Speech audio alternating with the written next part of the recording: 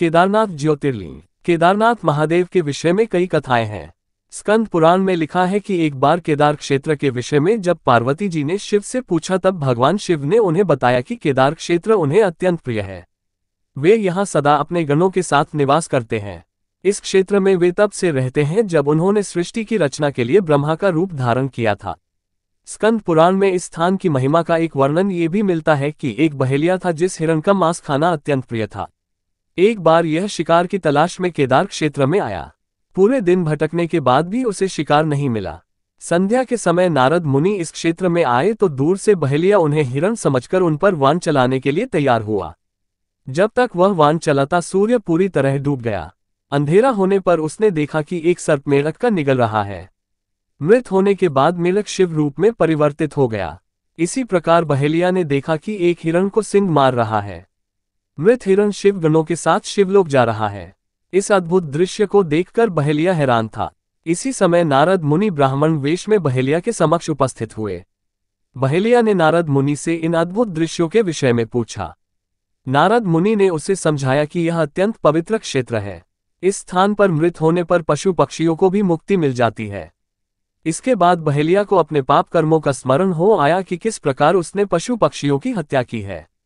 बहेलिया ने नारद मुनि से अपनी मुक्ति का उपाय पूछा। नारद मुनि से शिव का ज्ञान प्राप्त करके बहेलिया केदार क्षेत्र में रहकर शिव उपासना में लीन हो गया। मृत्यु पश्चात उसे शिवलोक में स्थान प्राप्त हुआ।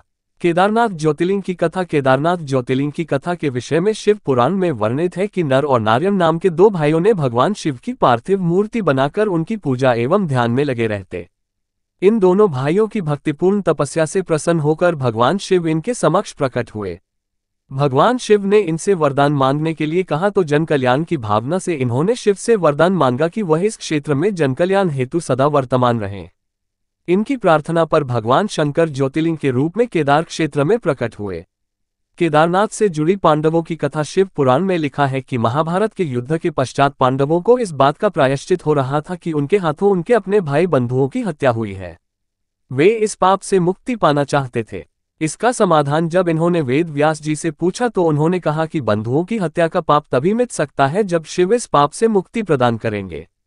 शिव पांडवों से अप्रसन्न थे, अतः पांडव जब विश्वनाथ के दर्शन के लिए काशी पहुंचे तब वे वहां शंकर प्रत्यक्ष प्रकट नहीं हुए।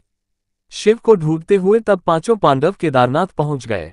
पांडवों को आया देखकर शिव ने भैंस का रूप धारण कर लिया और भैंस के झुंड में शामिल हो गए। शिव की पहचान करने के लिए भीम एक गुफा के मुख के पास पैर फैलाकर खड़ा हो गया।